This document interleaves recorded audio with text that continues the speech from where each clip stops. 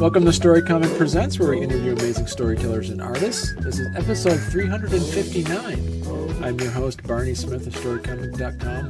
I'm truly excited to have with us the professionally, highly talented, acclaimed creator of SWAT, the Secret Wizard Assault Team, Justin Cooke. Okay. Justin. I didn't realize it was acclaimed, but I'll take it. Oh, all right. Definitely acclaimed. We were able to connect through our mutual connection, Jeff Haas, who told me you got to get Justin on because he has got an amazing book that is in the process of coming out called SWAT, which stands for Secret Wizard Assault Team. Mm-hmm. Eldritch Blue issue number 1, correct? Yep, that's it. What's the backstory of SWAT? Well, I mean, there's basically it starts on April 20th, 1999, with a school shooting in it's a Harry Potter knockoff kind of. It's a parody of Harry Potter, so it starts there with knockoff Hogwarts and the school shooting, and then he blows away his Voldemort, and that's sort of the start of a whole series of events where he ends up as a kind of a washed up detective in St. Louis. Trying to just survive until he gets his pension. So, and so, what was the inspiration behind this? I mean, you mentioned Harry Potter. So, what's the inspiration behind? Where did the story come from? Well, honestly, I was just sort of growing increasingly irritated with J.K. Rowling on Twitter, and I just decided to make fun of her. Basically, is where it started, and it just rolled from there. I don't remember quite how it hit. It's one of those things where there's just sort of a lightning strike, and I started writing it, and I was like, this really works, and it took off real fast. So, But it's, as you say, it's called SWAT. So the character itself, Larry Slaughter, is that the name of the character? Yeah. And so what are some of the supporting characters that kind of help him on this? Well, there's Tiny Tim, who's about 2 inches tall, and he has a magic murder bag that lets him reach into an infinite warehouse where he can get anything he wants at any time. That turns out to be, I didn't realize what a big deal that thing would turn out to be when I invented it, but it sort of took over the plot in a lot of ways, in a fun way. But I kind of made a commitment going in that I was like going to ride out the insane logic of magic stuff. So I'm not going to like pull punches. Like if you could do this kind of world breaking thing, I'm just going to figure out how to make it not break. Right. And run with it. So he's got that going on. There's Mabelina, who thinks that she's a fake psychic, but she's a real psychic in that she is always attracted to the worst possible decision.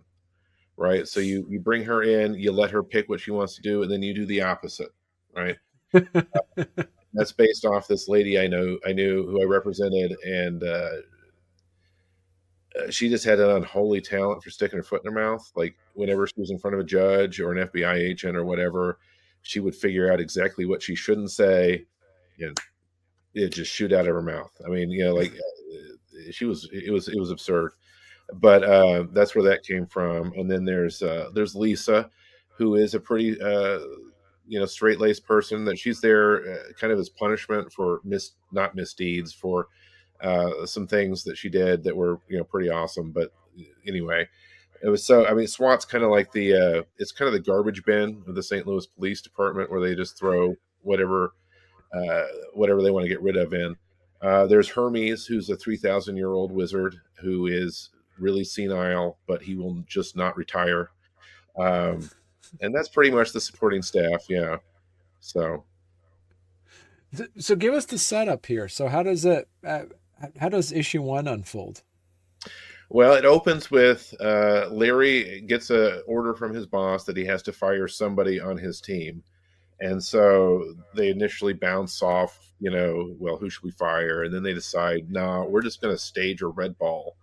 We're going to call in some, crimes that we knew existed, and then create a red ball so they can't possibly fire us.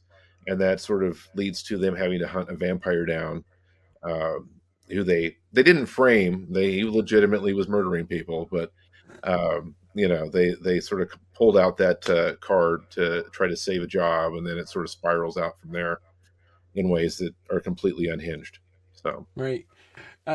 So Justin, in your world that you've created, have you been based mostly on creating like rules of like making it hard magic, or is it more soft magic in the sense you let the magic kind of decide where the story's going, or it's like no, this is how it goes. well, the primary there's actually, well, there's many types of magic, but like Larry practices hermetic magic, which Okay. in is is basically, if you will it, you can make it happen, which is Right. pretty soft, right? It's hard to have Right. rules about if you can. So it's sort of a soft magic system in that sense, but uh, I follow through with the logic of it, I guess, if that makes Right. sense. So like Larry's not whipping his wand around and going pew pew pew. He just shoots beams of annihilating fusion, like antimatter, basically. Because if you're going to do it, you might as well do it, or whatever, right? It's I try to follow through with the unhinged nature of magic to some degree, but you also have to have limits on it, or otherwise you don't really ever have a story. So basically, the setup in SWAT is that you can do whatever you want, but reality is going to kind of crash back on you at some point if you do too much of it, right? Okay. So like you wizards in this world sort of choose not to use it unless they absolutely have to, in the most limited way possible, to avoid reality sort of kicking their ass eventually. It's like a karmic Right. debt. The more magic you do, the more you're going to end up paying for it later, right? Right. Okay. And was this part as you decided to do this story? Did you first kind of like create the world building aspect of it first, like there's going to be these kind of monsters and this and what their history No, is, or you kind of going off, I just coming? started. I just started writing, and it just Did you? I would have maybe 2 pages ahead of where I was most of the time. It's just it was. Now I say that I spent a lot of time dungeon mastering back in the day, right? So I Right. developed. I don't know if you've ever done that, but if you do, you get used to having 4 or 5 people trying to screw your plan up, no matter what, Yeah. right? Yeah. And so I kind of enjoy the improvisational aspect of it, where I mean, I have the characters, I have the moods, but the plot itself sort of comes organically from what they just end up doing. And Right. sometimes I feel like if the characters aren't making decisions that you disagree with, you, you, it's not lively enough, right? And that's when the Right. fun stuff's really happening, is when it feels like it's out of your control as the writer, Right. if that makes sense. So Yeah. And so, do you feel though, as you're writing this, then are you in control, or are the characters telling you what they're doing?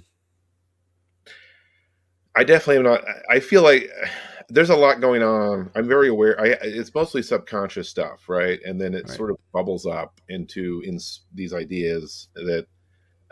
So no, I'm not in control. The characters kind of, yeah. Sometimes they do things where I'm like, the plan was for you to do this over here, but you just don't. I mean, I just don't feel like you'd be in the mood for it right now. So we're going to do this, and that's when I think it gets fun, right? I mean, that's when there's the art's really there. I've never been one of those people that outlined everything and then methodically wrote it. That's fine if that works for you, but that's just not remotely how I work. And I think uh, in SWAT, especially, the unhinged nature of it really is part of what makes it a lot of fun. You know, Right.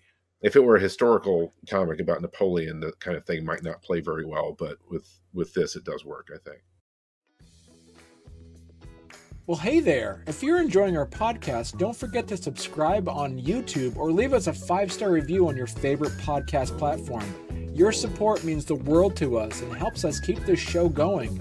We love hearing from you, so any feedback is welcome. And thank you for being a part of our podcast family and for all your support. It truly means a lot to us. Without giving too much away, can you give us an example of where the characters went in a direction that you weren't expecting? Well, for instance, I had these 2 guys. Burke is what they're called. One is it's kind of a Master Blaster scenario where there's a guy who got his head hit on a rock, and then Well, this guy, he's out in that area looking for the mental hospital. He falls, he breaks his head. One of the melon heads comes in and starts basically, helping him. And they sort of merge Okay. into a master blaster scenario where the melon head's riding around on his back, telling him what to do and stuff.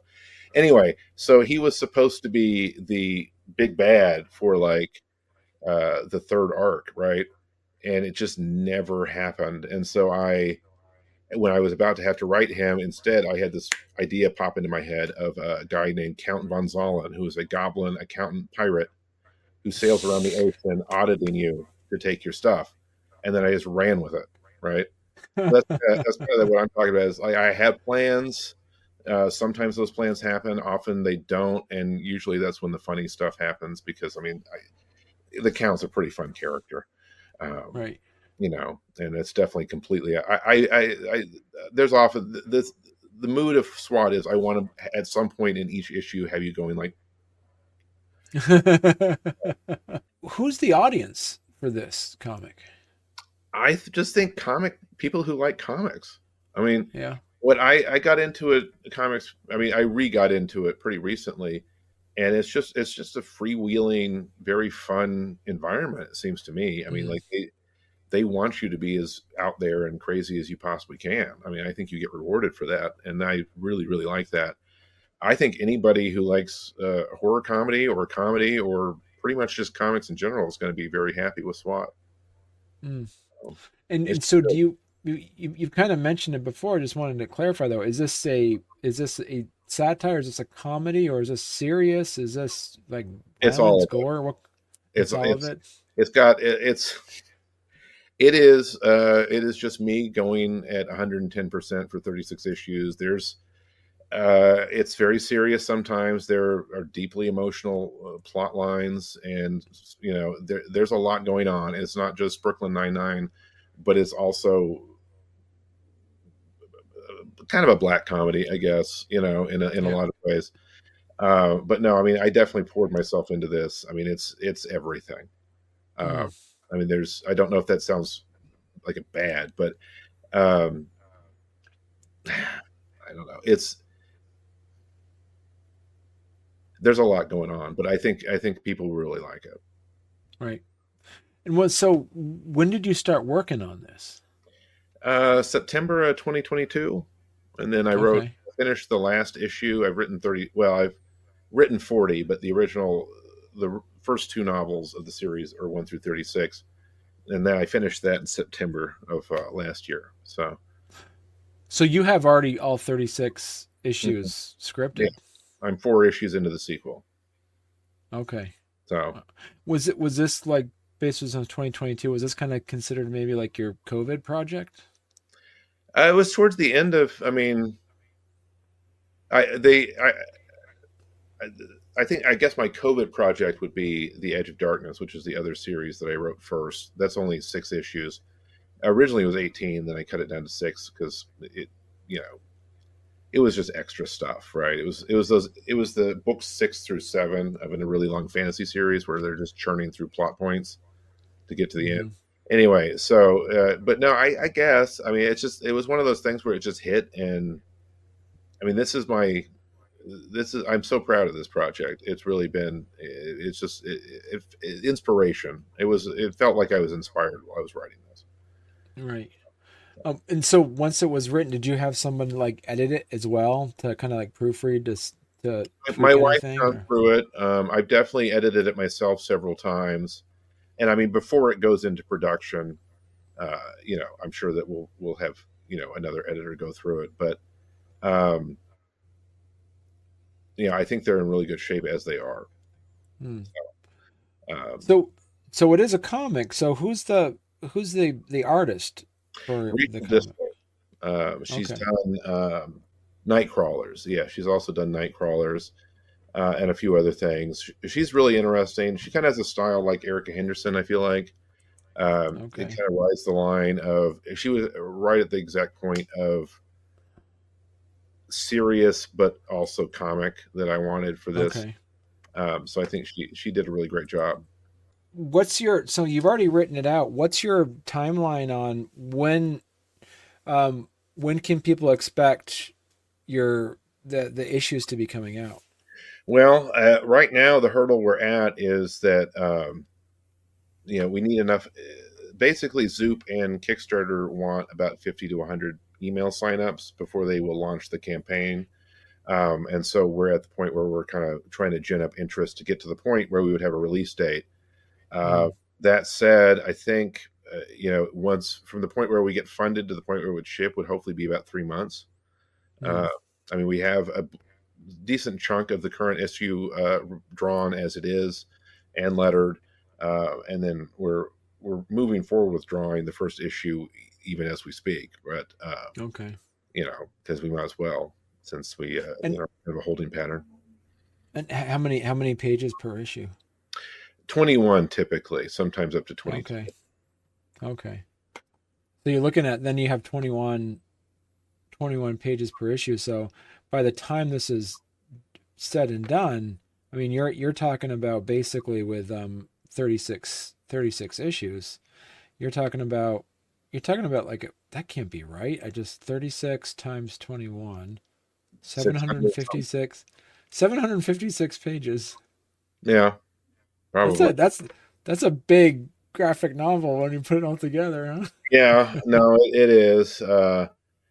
It's but what I really love about comics, I mean, I guess when you put it that way, it is pretty long, but um, I love how it's completely freewheeling, but also incredibly structured at the same time because you have Right, 22 pages, you got to get it done, right? You have to right. write a chapter, has to start here, you have to get here, and then I feel like I really thrive with that, where the structure sort of gives me what I need to kick off and do weird imaginative things to get the solution to do it, if that makes sense.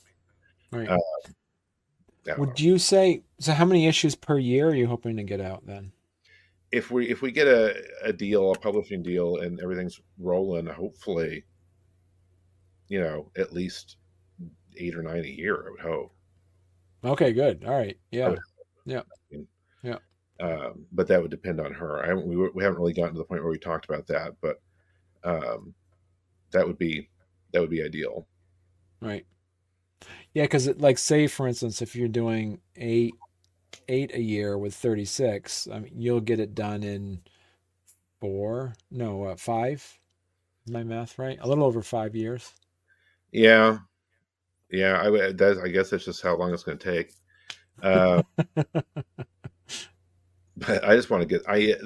This is it's a it's a very. I mean, I'm really proud of this project, and it Right. needs to get come out. People need to be able to see this. So are you, because you did mention before about the Dungeons and Dragons aspect to it, since you've written 36, you already know the entire arc for this. Do you see yourself now with like knowing, understanding what the world is like? Have you thought about making like some 5e supplements so people can play in this world that you've created as well? Well, that's pretty far afield. No, I have to admit, I have not thought of that. That'd be a lot of fun, though. It'd be awesome to know people were doing that. Um, there are a lot of, I mean, there are a lot of references to extremely nerdy things. There's some LARPing. There's Magic the Gathering. There's a con segment, a flashback to a con that happened in '98 in Joplin, Missouri. All that kind of stuff. Like it's deep track Missouri nerd, Right. and that was part of the fun of it. Was it was just very, it's very it's the Missouri doesn't get a lot of attention, outside of the occasional meth documentary or whatever. So I like writing how people talk around here, I guess, and Right. um, the dialogue. I try very hard to make the dialogue really crack, Right. um, in a Missouri way. So Are there going to be any references specifically to Missouri that maybe out of people outside of the Show Me State wouldn't get? well, there's a section where I go back to, so going back to the as one of the cliches of police movies is the scene where your sergeant screams at you, right, or screams at the guy and all that. So I use that in SWAT where Larry hates his boss hates him, and we flash back to where it started, which is the day after they announced that the St. Louis Rams were leaving for Las Vegas. And Larry's just like, yeah, tough shit. I hated those guys anyway. And Girk's a huge fan, and that's sort of the spark of their, because you don't have any. If you weren't in St. Louis or around St. Louis people, man, when that was going on, they're very upset about it. And I Yeah. basically wrote that whole scene to just like Larry's intentionally needling St. Louis. I'm worried he's not going to be very popular in St. Louis because he is kind of a dick. So, but that would be the subtext of that scene would probably not necessarily be obvious to somebody Right. not from Missouri, but it's very, I think you could piece it together though. So Justin, if people want to learn more about this book and they want to help support uh, this series, what's the best place they could go to? Well, zoop.gg, and then you'll see a SWAT in the upcoming project. So you click that and sign up. That would be great. I'm on social media if you have any questions for me personally. I'm just Justin Cooke at Blue Sky, Justin Cooke 6161 at Threads. I'm not on Twitter or Facebook, but if you want to hit me up on those places, that would be I'd be happy to answer questions if anybody has any. Right. And so, say for instance, if somebody's listening or watching this, say 2 years from now of this recording, and they found out that SWAT is out, how could they get the book? Well, I don't know yet. We have the series out with.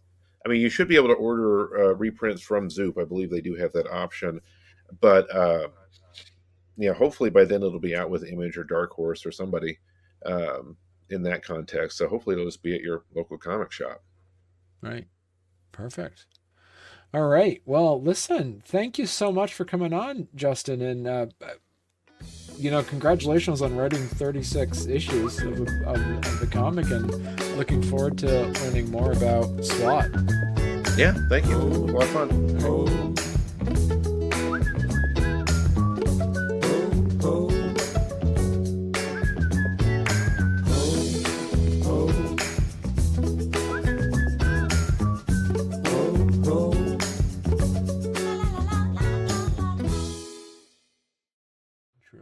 All right. This was a pre-show banter. This is just B-roll stuff we're doing, Justin. See, there you go. Yeah. I was going to say, I think lotion, not having leaded gas, and not smoking indoors probably is why people stopped aging so hard. Yeah. You uh, Don Knotts, when he was like 42 when he looked like that, and he looked like he was 60. So Wow. yeah, There was somebody just showed this image. It was just kind of like this meme of just pictures of all the people we presumed were like really like old from shows in the 70s and stuff, like Red Skeleton in Sanford and Son was like 51 or whatever. His character was like 51 years old or something in there. mm. And then all these other ones of like, yeah, all the characters like Mr. Roper from Three's, like he was supposed to be like in his 40s. Like it's just amazing to think about how people thought I were think Norm considered was old. supposed to be 34 on Cheers. Yeah. George went. I think he was actually 33 or something. So yeah, I mean, something Oh, happened.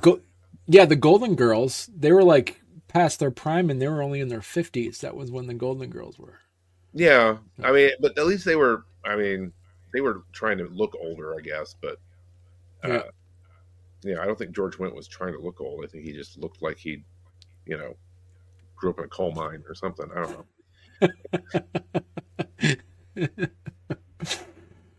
All right. All right. Here we go. Yeah. All right.